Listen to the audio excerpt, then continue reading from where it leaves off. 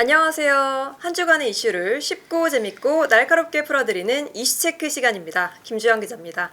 오늘도 막힘없는 경제 분석 김수원 MTN 기업경제센터장님과 함께하겠습니다. 안녕하세요. 예, 안녕하세요. 우리나라도 산유국이 될 수 있다는 희망과도 같은 거죠. 제주도 남쪽과 일본 규주 서쪽에 걸쳐 있는 대규모 석유가 매장됐을 수 있다는 해상구역 제7광구를 일본에 빼앗길 수 있다는 우려가 나오고 있습니다.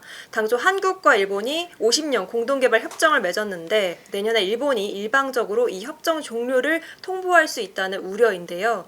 7광구를 둘러싼 히스토리를 살펴보고 우리는 뭘 해야 되는지 그 대응책에 대해서도 모색해보는 시간을 갖도록 하겠습니다. 작년 11월인가 12월에 한번 7광구 문제를 한번 다뤘었죠. 맞습니다. 네. 5개월 전이었죠. 네, 다뤘었는데 이번에 또 7광구 이슈를 한번 들고 나오는 이유는 그림에서 보시는 것처럼 그 국회 입법조사처에서 리포트를 하나 냈습니다. 그 제목을 보면 이렇게 한일 대륙붕 공동개발 체제 종료 대비 방안 해서 정민정 그 입법조사관이 한 100페이지에 걸친 그 리포트를 낸 게 있습니다. 굉장히 제목부터가 비장하네요. 네, 4월 24일 날 낸 리포트인데 여기서 이제 김주영 기자가 이야기한 그 한일 대륙붕이라고 하는 게 그 7광구를 이야기를 하는 거거든요. 네. 그래서 7광구에 얽힌 히스토리하고 우리가 왜 이 한일 그 협정이 깨지게 되면 7광구가 일본 쪽으로 넘어갈 가능성이 있다는 이야기를 하는 분들이 왜 있는지, 그리고 거기에 대한 뭐 대응 방안 이런 것들에 대해서 좀 말씀을 드려보도록 그렇게 하겠습니다. 그림에서 보시는 것처럼 7광구가 이 지역입니다. 그래서 우리나라 이쪽에 남쪽하고 일본의 이렇게 서쪽, 어떻게 보면 좀 우리나라에 가까운 것 같기도 하고 어떻게 보면 일본에 가까운 것 같기도 하고 가운데 이렇게, 있는 것 같기도 하고 좀 네, 애매하네요. 이렇게 마른 목골로 이렇게 형성된 지역, 이게 이제 7광구. 그래서 한일 대륙붕 공동개발 구역이라고 하죠. 공동개발 구역, JDG라고 하는데 요 7광구에 대한 히스토리가 있습니다. 68년도에 그 유엔 아시아 극동위원회에서 에머리 보고서라고 하는 그 리포트를 내거든요. 이 보고서 내용이 뭐냐면 대만과 일본 사이 해역에 세계 최대의 석유 자원 매장 가능성이 있다. 그래서 이 리포트에서 제2페르시아만 가능성이라는 뭐 이런 표현까지도 하죠. 그러니까 이제 한국하고 일본, 중국은 이게 깜짝 놀란 거예요. 우리도 산유국이 될 수 있나 굉장한 기대감이 있었을 것 같습니다. 이 지역에 이 대만하고 일본 사이 해역에 제2페르시아만이라고 불릴 정도로 석유 자원이 매장돼 있을 가능성이 있다고 하니까, 그래서 막 우리나라하고 중국, 일본이 이 지역에다가 이제 각 나라 입장에서 자기들 마음대로 막 광구 설정을 합니다. 그러니까 우리나라도 당연히 광구 설정을 하게 되죠. 보시는 그림처럼 여기 1광구, 2광구 뭐 이렇게 해가지고 요게 이제 아까 보신 그 7광구거든요. 7광구고 요 광구 안에도 이제 소구, 1소구, 2소구, 3소구에서 이렇게 소구로 이렇게 나눈 이 지역을 이렇게 만드는 겁니다. 이게 7광구. 그러니까 우리나라에서 봤을 때는 이거를 이제 7광구라고 이렇게 지정을 하게 되죠. 이게 우리나라가 이 7광구를 지정을 하니까 일본이 봤을 때는 이거 우리 앞바다 같은데 한국이 뭐 자기들이 7광구라고 지정을 하고 이거 개발하겠다고 까불랑거리네. 이거 좀 기분이 좀 나쁜데 해서 한국과 일본 간의 그 외교적인 마찰이 좀 생깁니다. 이 광구 지정을 두고 우리나라 쪽에 조금 그래도 상황이 조금 그 당시에 유리했던 게 뭐가 있냐면 이게 이제 1970년대 일인데 69년도에 국제사법재판소에서 북해 대륙붕 사건에 대한 판결을 냅니다. 이게 뭐냐면 독일하고 네덜란드, 덴마크 간에 해양 영토 분쟁이 일어났었거든요. 근데 우리 대륙붕이라고 하는 거는 이렇게 육지에서 이렇게 바다 쪽으로 가다 보면 이렇게 얕은 지역이 있다가 그다음에 이렇게 깊게 이렇게 바다가 들어가잖아요. 네. 여기 이제 육지에서 이렇게 이어지는 얕은 요 지역, 요게 이제 컨티넨탈 쉘프라고 해서 우리나라 말로 대륙붕이라고 하는 지역이거든요. 근데 이제 이 국제사법재판소에서 뭐라고 이야기하냐면 요 대륙붕이라고 하는 게 육지 영토의 자연적 연장이다. 그래서 해양 영토의 경계를 획정할 때는 이 대륙붕을 중요한 요소로 봐야 된다라고 하는 판결을 내게 됩니다.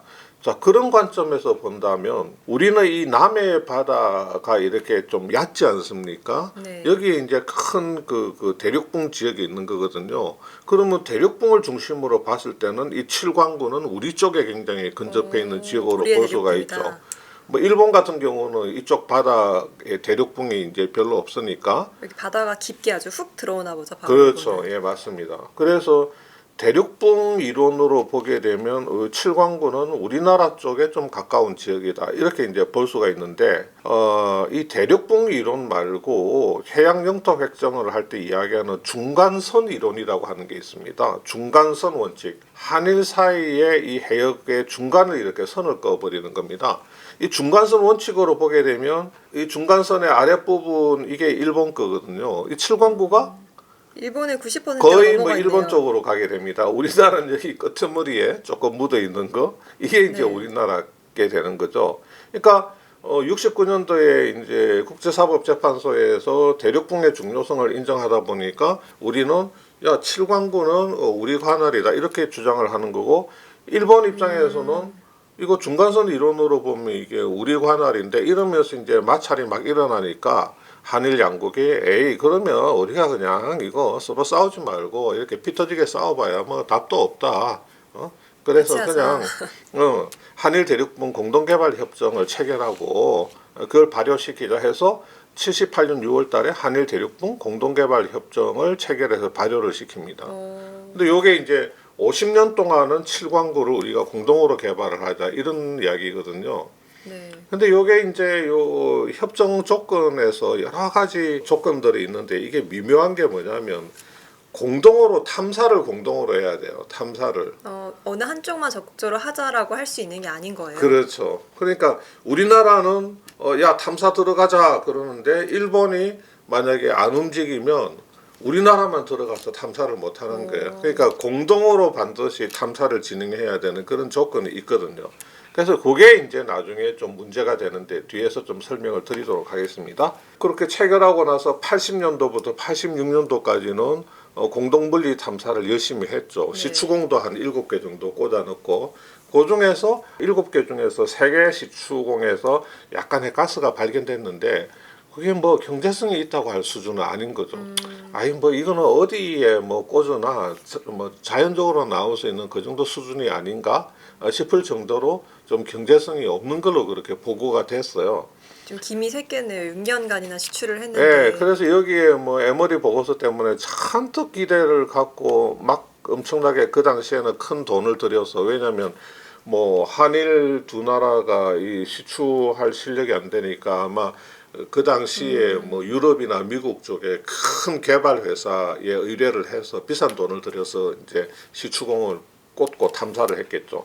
근데 하여튼 경제성이 없는 걸로 이제 보고가 이게 나오면서 뭐 엄청나게 이제 산유국의 꿈이 한순간에 그냥 사그러들어 버리는 네. 국민적 실망감이 이제 대단했겠죠. 이때만 해도 그냥 거의 뭐 산유국이 된 듯한 분위기고 네. 제7광구라는 노래까지도 막 나오고 뭐 산유국의 꿈을 향하여 그러면서 막 들떠 있는 분위기가 있었는데 이게 경제성이 없는 걸로 이렇게 나오니까 실망감이 대단했죠. 근데 91년도하고 93년도에 2차 탐사를 하는데 이때는 실제 굴착은 하지 않고 기존의 데이터를 해석하는 작업만 하는 거예요. 이때 이미 의욕이 없었네요. 의욕상실이죠. 네. 뭐 굴착을 안 하고 그냥 옛날 데이터만 가지고 그거를 해석한다는 거는 이때 이미 뭔가 좀 많이 실망해가지고 의지가 그렇게 크진 않았던 것 같아요. 그래서 이제 91년, 93년도에도 야 이거 뭐 유전 발견 가능성은 낮지 않겠냐 해서 그 양국의 조광권자들이 그 조광권을 그냥 모두 국가에다가 반납을 해버립니다. 우리로 치면 조광권자가 석유공사가 되겠네요. 예, 우리나라는 석유공사고 일본은 뭐 그 이름이 뭐 일본 석유공단인가 그렇더라고요. 그러니까 우리나라 석유공사하고 이제 마찬가지인 그런 기관이겠죠. 그 기관이 이제 조광권자인데 그냥 국가에다가 반납을 해버리고 공동 탐사가 이제 중단이 되죠. 그 뒤에 2002년에 한번 그 석유공사하고 일본 석유공단이 공동으로 그 7광구 중에서도 이소구에 대한 뭐 물리 탐사를 했는데 그 결과도 역시 뭐 일본은 뭐 채산성에 대해서 경제성에 대해서 부정적 판단을 내리고 그냥 일방적으로 뭐 공동 탐사 안 하려다 하고 이제 중단 통보를 이렇게 하게 됩니다. 네. 근데 그 일본이 뒤에 좀 소극적이고 좀 적극적으로 나서지 않는 데 네, 대해서 좀 석연치 않아 보이기도 합니다. 일본이 굉장히 빨리 경제성이 없다는 판단을 굉장히 빨리 내리고 그 탐사에 굉장히 소극적인 그 입장을 취하게 되죠. 그래서 이제 2009년부터 2017년 사이에 그 우리나라가 석유공사를 이제 그러면 그 제1소구만 한번 보자 그래서 제1소구 조강권자로 석유공사를 지정을 하고 일본에 통보를 하죠. 그러면 이제 아까 말씀드린 대로 이게 공동 탐사가 되려면 일본은 우리나라로부터 그 통보를 받고 아 그러면 우리 일본의 조강권자는 뭐 일본 석유공단으로 하겠다 이렇게 지정을 해주고 협의를 해서 공동 탐사 들어가야 되는데 일본이 조강권자를 지정을 하지 않는 거예요. 그거는 탐사 의지가 없다 하지 않겠다는 거거든요. 그렇게 시간만 보내다 보니까 2017년 6월이 우리나라 정부가 석유공사에 부여한 조강권 시한인데 그게 이제 그냥 지나가 버리게 된 겁니다. 그거 이제 그 나가리 된 거죠. 그리고 나서 이제 2020년 초에 한번 또 우리나라 정부가 석유공사를 조강권자로 지정을 하고 이제 일본 정부에다가 야 좀 같이 공동개발 한번 해보자, 공동탐사 한번 해보자. 공동탐사 재개를 요청을 하는데 일본이 여기에 대해서 가타부타 답을 안 하는 거예요. 그냥 애매모호하게. 또 다른 계획이 있었던 것은 아닌지. 그래서 의심이 이제 아니 일본이 뭐 그렇게 되게 못 사는 나라도 아니고 네. 뭐 비리비리한 나라도 아닌데 그냥 같이 한번 탐사를 해보자는 건데 거기에 대해서도 이제 확답을 하지를 않으니까 그러니까 이제 일본에서는 뭐라고 이야기하냐면 아이 거기 뭐 경제성이 부족한 것 같더라 이미 결론 난 거 아니냐 그렇게 이야기를 하는데 우리나라 입장에서는 이걸 액면 그대로 받아들이기가 어려운 거예요. 일본 주장을. 왜냐하면 이 한일 공동 그 개발 구역에서 불과 한 1km 떨어진 지역에 일본이 중국하고 공동 개발 구역을 설정한 게 있어요. 그러면서 중국이 아주 열심히 개발을 진행 중인 지역이 있거든요. 요게 이제 요 그림에서 여기 보시는 것처럼 여기 7광구 아닙니까, 그죠? 네, 바로 여기 옆에. 7광구인데 이거 바로 옆이에요. 뭐 정확하게는 어떤 자료를 보면 867m 떨어졌다고 돼 있던데. 그럼 정말 인접한데 바로 우리한테는 인접한데 여기 경제성이 이제 없다더니 바로 중일 옆에서 공동개발 하네요. 구역이 있는 거예요. 그러니까 여기 중일 경제 공동개발 구역은 지금 경제성이 있는 걸로 본단 말이에요. 그럼 여기는 경제성이 있고 여기 바로 7광구가 붙어 있는데 7광구 안에서도 여기 이소구와 사소구는 여기 중일 구역에 붙어 있잖아요. 네. 여기가 있으면 여기도 있을 가능성이 높다고 추정하는 게 굉장히 자연스러운 건데 실제로 그럴 가능성도 있고 이소구하고 사소구는 7광구 전체는 아니더라도 이소구하고 사소구는 자원 매장 가능성이 좀 있는데 그 일본은 무조건 뭐 7광구 이야기만 나오면 안 한다고 하니까 우리가 경제성이 부족하다는 일본의 그 주장을 그냥 고지고대로 좀 받아들이기가 상당히 어려운 네. 상황이고 지금 여기는 자원 개발 가능성이 좀 크다. 이게 50년 약정을 맺었으니까 78년도에 50년 약정을 맺었으니까 28년에 종료가 맞습니다. 되는 거죠. 28년 6월 달에 그 협정이 만료가 되는데 그 협정 만료 시점보다 3년 전 그러니까 25년 6월에는 한일 양국의 어느 한 나라가 그냥 종료 통보를 할 수 있게 돼 있어요. 그럼 아예 종료가 되는 끝나는 건가요? 거죠. 예. 시간이 얼마 남지 않았군요. 네, 그러니까 이제 한 1년 뒤에 그러니까 내년 한 6월쯤에 일본이 협정 종료 통보를 하게 되면 28년 6월 달 가면 그냥 자동으로 그냥 협정이 끝나버리게 되는 이 겁니다. 엄청난 그러면 협정이 석유 한 방울 보지도 못하고 끝나게 되는 그러니까 거군요. 그러면 일본이 내년 6월 달에 협정 종료 통보하고 나서 공동 탐사 나설 가능성은 더더군다나 없어요. 네. 그죠? 종료 통보하고 나서 공동 탐사 나설 이유는 하나도 없잖아요. 일본의 속셈은 어떻게 되는 걸까요? 그러니까 지금 그 이제 우리나라 이제 일각의 전문가들이 주장하는 거는 얘네들이 협정을 종료시켜 놓고 중간선 이론이란 걸 들고 나와서 7광구를 독차지하려고 하는 게 아니냐 하는 시각으로 바라볼 수밖에 없죠. 이 중간선 이론으로 따지면 일본의 90%가 네, 아까 포함되니까요. 본 것처럼 네. 그냥 거의 7광구는 거의 다 일본 관할로 들어가니까 신한일 어업협정이라는 걸 좀 잘 볼 필요가 있다. 이게 신한일 어업협정이라는 게 이게 뭐냐면 이 어업협정에 따르면 7광구의 그 상부 수역, 상부 수역은 일본이 어업 관할권을 거의 전속적인 어업 관할권을 보유를 하고 있다는 겁니다. 이 어업 협정에 따라서. 그래서 일본은 2020년부터 계속 그 해마다 7광구 상부 수역에 대한 그 해양과학 조사를 진행을 하고 있는데 거기에 대해서는 우리가 취할 수 있는 조치가 하나도 없다는 거예요. 물론 막 바다 밑을 탐사하고 하는 거는 아니지만 네. 그거는 이제 한일 그 공동 대륙붕 그 약정 협약에 의해서 그건 할 수는 없지만 겉으로는 그냥 7광구 상부 수역에 대해서 뭐 해양과학 조사를 한다고 하지만 우리 입장에서는 어업협정에 따라서 저 사람들이 계속 7광구에 들어가 가지고 조사를 하는 게 좀 네. 깨림직한 거죠. 네, 거기서 뭐 어업을 하면서 또 좀 이런저런 실제 석유가 있는지 조사를 할 수도 있는 거고 그러니까요. 혹시 예. 나중에 국제 분쟁까지 가게 될 경우에 그렇죠. 어떻게 보면 일본에 유리한 증거로 남게 되지 않을까 그렇죠. 생각도 그러니까 들어요. 25년 6월 달에 일본이 그 대륙붕 그 공동 그 탐사 개발 협정 종료를 우리한테 딱 통보를 하고 그다음에 그 한일 간 그 대륙붕 경계에 대해서 야, 그 신한일 어업 협정에 따라서 저 경계를 획정을 하자. 뭐 신한일 어업 협정에 따르면 7광구는 그 네. 일본 쪽 지역으로 봐주는 거니까 그렇게 이제 그 해양 영토 경계를 획정을 하려고 시도를 할 가능성이 있다는 거죠. 근데 이제 그 경우에 뭐 더 큰 문제는 뭐냐면 바로 7광구 옆에 중국이 도사리고 있잖아요. 네.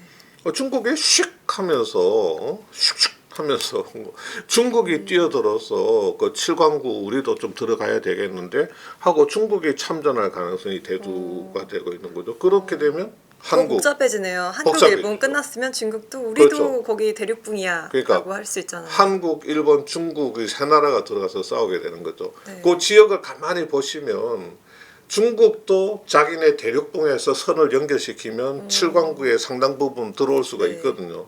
그러니까 우리도 대륙붕에서 선을 긋고 뭐 일본도 뭐 선을 긋고 여기서 중국도 훅 하고 들어오게 되면 지금은 요 한일 그 공동 구역에 대해서 뭐 중국이 세게 발언을 안 하지만 협정 종료돼 가지고 그 수역이 공중으로 붕 뜨게 되면 중국이 아주 거세게 그냥 들어올 그러니까 수가 있잖아요. 원점에서 다시 논의하게 되는 그렇죠. 셈이잖아요.